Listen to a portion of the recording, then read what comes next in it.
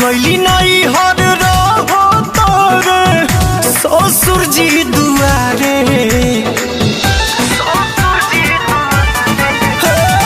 सास गईली नहीं हर रहो तोरे ससुर जी दुआरे देखे लो जब सुघर लईकी लागे सीटी मारे शादी शुदा होके खोजे सखी पिया हमारे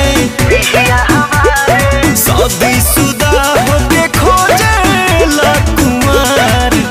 सखी पिया हमारे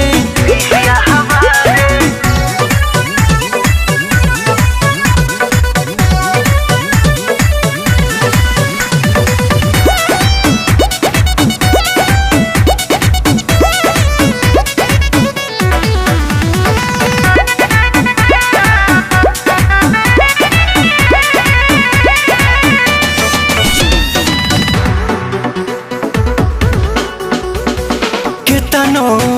गरियाई कोनो असर नहीं बावे हम के तनो गरियाई कोनो असर नहीं बावे सिम रखले बाटे 4 गो उ बदल के बतियावे सोचले न रही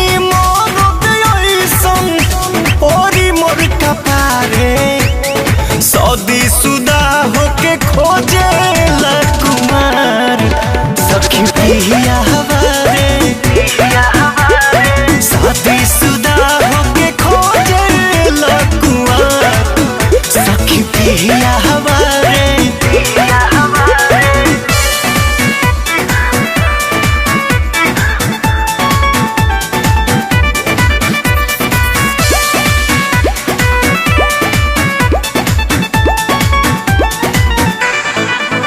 कॉलेजिया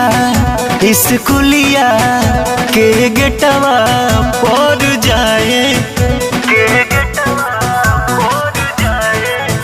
कॉलेजिया स्कूलिया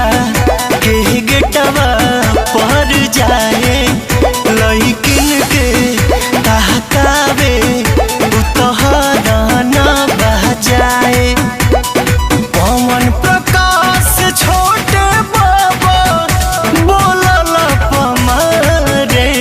शादी शुदा होके खोजे ला कुमार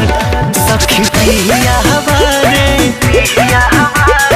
शादी शुदा होके खोजे ला कुमार सखी पिया हमारे शादी शुदा होके खोजे ला कुमार सखी पिया हमारे